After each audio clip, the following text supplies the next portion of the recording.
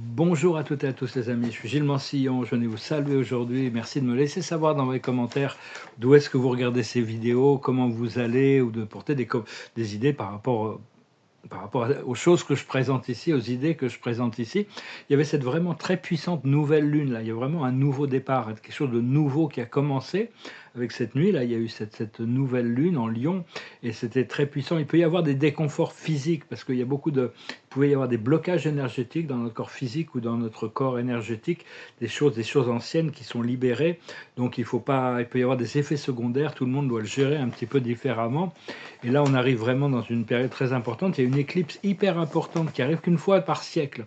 C'est une éclipse qui, en principe, je ne sais pas si on va le voir en France, mais grande partie du globe, ça va rendre en pleine journée, tout sera sombre pendant quelques minutes, tout sera sombre comme dans Tintin au Tibet, je crois que c'est Tintin au Tibet, l'éclipse totale. Mais là, ça va être une éclipse qui va rendre la journée obscure. Donc c'est vraiment quelque chose de très puissant. Puis c'est pas juste pour l'effet visuel, c'est vraiment très très puissant. C'est le 2 août. Avant ça, il y a le 26 juillet. C'est vraiment une remise à jour, le jour en dehors du temps, hein. Dans l'ancienne Égypte, c'était le jour en dehors du temps. Et puis après, on se prépare pour cette grande porte du lion. Il y a une nouvelle éclipse en septembre, une éclipse en poisson, qui va être aussi très très puissante, hein. Donc là, c'est ce portail de Sirius, il va y avoir cet alignement entre Sirius, l'étoile de Sirius, et notre Soleil, hein. Au 8 août, il va y avoir un alignement parfait. Vous pouvez imaginer, pour passer à travers cette porte du lion, que vous traversez un portail, hein, vous fermez les yeux en méditation, vous imaginez qu'il y a deux statues de lions de chaque côté qui se regardent. Vous regardez celui de droite et il vous reflète votre passé éternel, toutes les choses du passé. Et celui de gauche, le futur éternel. Et tout s'ancre dans le présent. À partir du moment où on a intégré notre passé et notre futur, on avance vers cette porte du lion. C'est une sorte de grand portail de lumière. Généralement, il y a un lion qui se balade devant. Il ne faut pas en avoir peur. Lui, c'est juste le gardien de la porte. Enfin, c'est souvent comme ça que j'ai pu la traverser. Le lion, il n'est pas méchant, mais enfin, il surveille quand même, hein. Faut pouvoir qu'il n'y a pas de... Si on n'a pas de peur dans notre cœur, on est sincère. Et il y avait aussi un alignement avec la ceinture d'Orion, hein. Les trois grandes pyramides d'Égypte seront alignées parfaitement avec la ceinture d'Orion. Bon, Orion, c'est quand même... Moi, je ne vais pas trop visiter là-bas, parce que même le Haut Conseil d'Orion ont dû s'exiler pour pas souffrir du programme d'Orion. Mais enfin bon, c'est aussi un système qui va être transmuté avec le temps et qui a eu beaucoup d'influence. Toutes les civilisations d'Orient ont eu énormément d'influence dans le passé sur le développement de la conscience humaine, hein, comme les Anunnaki, avec la révélation de la Bible et tout ça, hein, quand même. Tout ça, ça vient d'Orient. Et donc, bon, ça va être des moments très importants, des portails. On se prépare quand même pour des gros changements manifestés, là, des manifestations. C'est vraiment un tournant. Et donc, c'est important de pouvoir rester, de garder notre vision et de garder le sens de notre réalité intérieure, même sans la validation ou la confirmation du monde intérieur. C'est parce que les choses ne sont pas manifestées, c'est pas parce que les gens autour de nous n'y croient pas, c'est un test, hein, c'est un test, il faut maintenir sa vérité et sa lumière. Et, euh, donc oui, cette éclipse, elle va être puissante, ça va amener une sorte de remise à jour, hein. Et,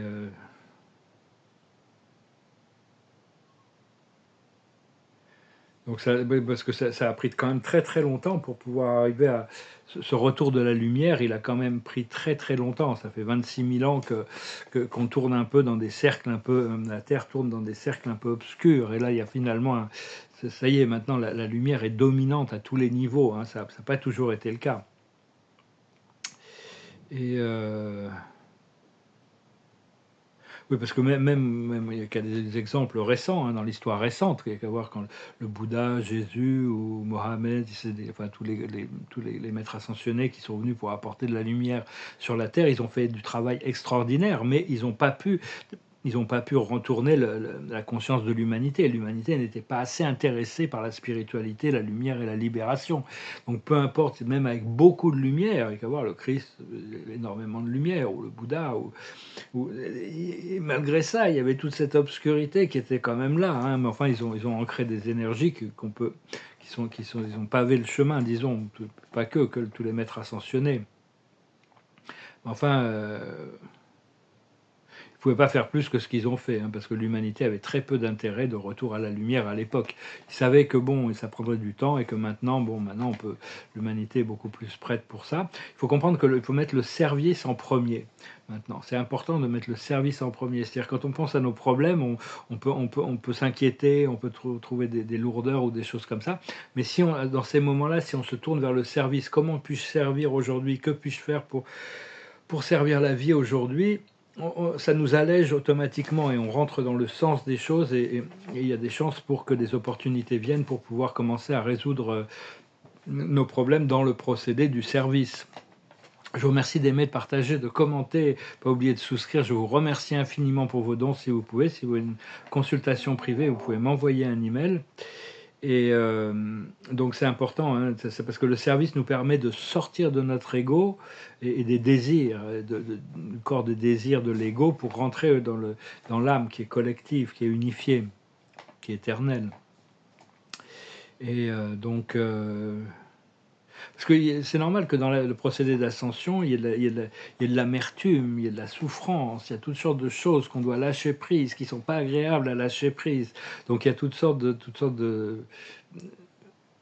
et ça nous force aussi, ce procédé d'ascension, ça nous force à adresser des parties de nous-mêmes qu'on n'a pas envie d'adresser, des ombres, des limitations, des doutes, des culpabilités, toutes sortes de parties de nous-mêmes qui peuvent être encore blessées. Donc, mais enfin bon, je parle de manière générale ici, c'est-à-dire bon, il faut quand même, faut accepter de le faire, pas s'inquiéter du fait que si on n'est pas toujours dans la joie et le bonheur et l'extase, ça ne veut pas dire qu'on n'est pas sur notre spirale ascendante, hein, au contraire, ça veut dire qu'on est en train d'intégrer des choses, libérer des choses. Donc c'est important d'être coopératif avec le programme et d'avoir confiance.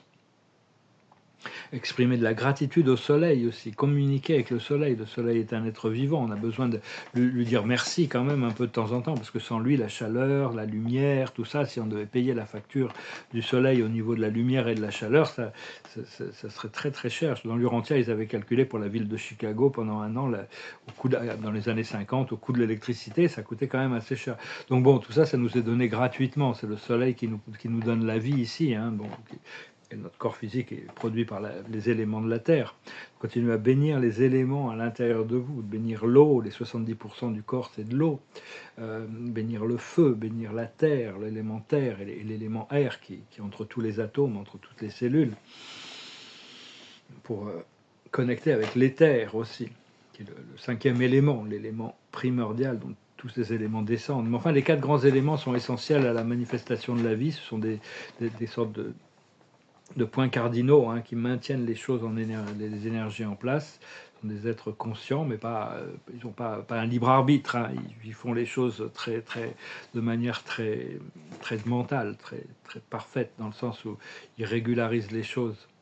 Et donc voilà, hein, donc oui, parce qu'il y a beaucoup plus d'activité solaire, que le soleil continue d'envoyer des ondes de fréquence très élevées, mais l'ascension c'est un travail intérieur, hein, peu importe, même si il y a plus, c'est juste qu'on devient plus réceptif plus réceptif pour intégrer des fréquences supérieures de lumière qui sont dans l'air, qui sont partout, mais on devient juste plus réceptif pour les intégrer.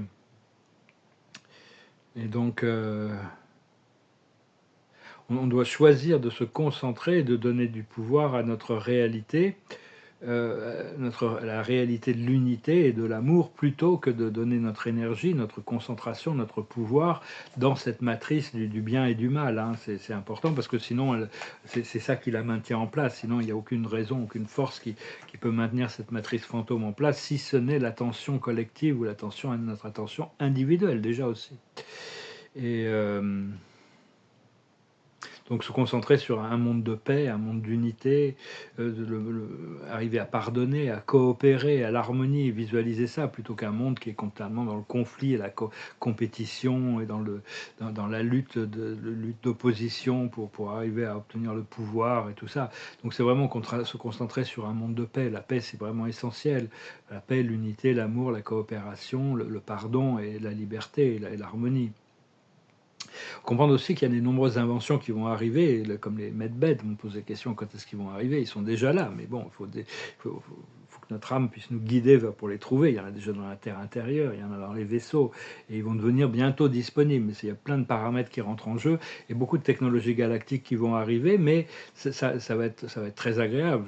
J'ai toujours été intéressé par le développement ou la réceptivité à ces technologies. Je vais peut-être contribuer sur la création et la manifestation de certaines technologies. Cela dit, aucune invention ne peut être supérieure au potentiel divin de la conscience illuminée. Hein. C'est vraiment on a Dieu en nous quand même, et c'est au-delà de toute technologie, tout ça. Hein. Donc, c'est pas comme si on dépendait de technologie. De moins, ça veut pas dire ça va pas être agréable, mais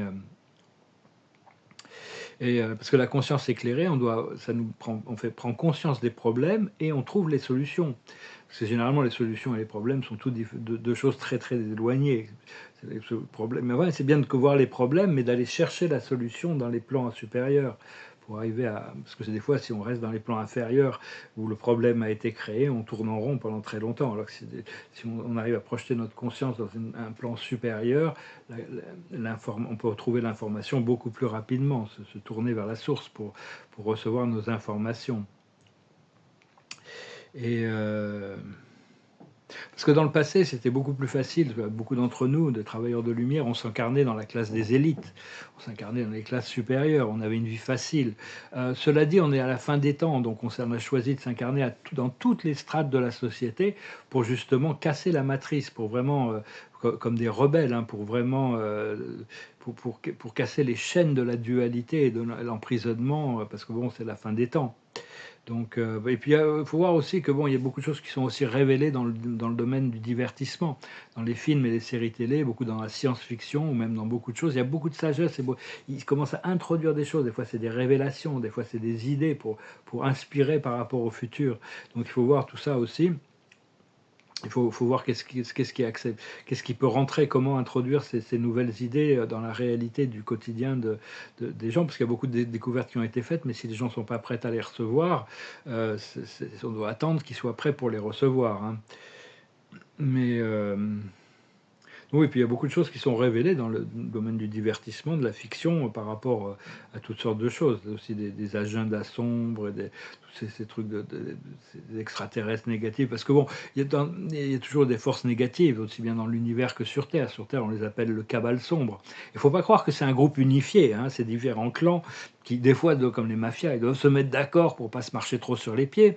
Mais sinon, ils ont leurs agendas propres et ils sont prêts à s'entretuer entre eux si leurs intérêts divergent. Par contre, les forces de la lumière sont beaucoup plus unifiées sur Terre, comme là-haut. D'ailleurs, là-haut, on appelle ça l'Alliance Noire. Il y a toutes sortes de groupes d'extraterrestres qui ont formé des alliances pour contrôler et soumettre les mondes. Mais enfin, il ne faut pas trop s'en inquiéter, savoir qu'ils sont sur le départ, de toute manière. Et que tout ça, c'est tout le système de contrôle et de pouvoir est en train de s'effondrer. Parce que bon, la lumière est beaucoup plus bien la main haute sur les choses maintenant. Alors il y a bien sûr il y a les chapeaux blancs, les chapeaux noirs, les chapeaux gris, mais bon, je me parler des chapeaux bleus. On est un groupe de chapeaux bleus. C'est-à-dire, on n'est pas du côté de la lumière, on n'est pas, bon, on sert la lumière, mais on n'est pas du côté de l'obscurité. On est des arbitres. C'est-à-dire, on est neutre. On arrive à, cette flamme bleue, cette volonté divine, c'est elle qui arbitre les choses. Donc, c'est vraiment arriver à rester vite pour pouvoir recevoir la sagesse et voir les choses avec lucidité, pour pouvoir offrir un arbitrage sur les choses qui résout les situations. C'est très progressif parce qu'il y a énormément de choses à résoudre. Hein. Pour le moment, on doit continuer notre alignement. Donc voilà les amis, je venais juste vous saluer aujourd'hui, enfin une petite vidéo un peu plus courte. J'ai signé 2 tableaux là. Je vous les montrer si vous êtes intéressé par la peinture. N'hésitez pas à me contacter. Ces 2 tableaux qui sont assez coloriés. Puis bon, il y a des profondeurs, il y a des détails et des profondeurs hein, dans ces tableaux qui se révèlent petit à petit.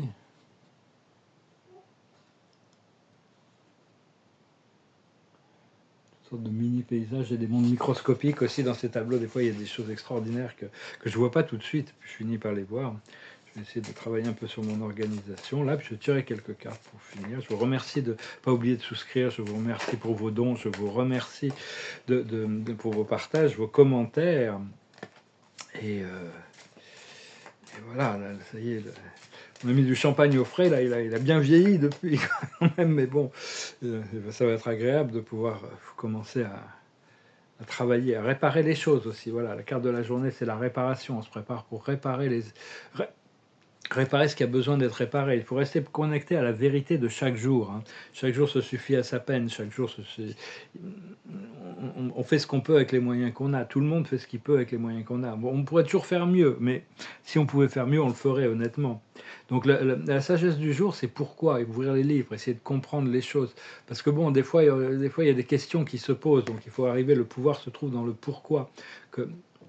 Donc c'est important de comprendre, les choses en ayant quand même confiance que l'âme maintient les réalités qui sont importantes en alignement pour le futur.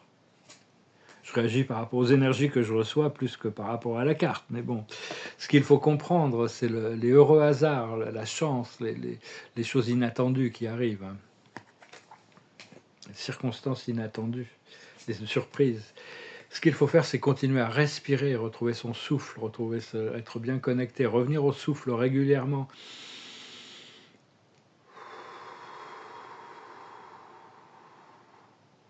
C'est pas facile de vider ses poumons. L'esprit m'a montré une fois de vider mes poumons.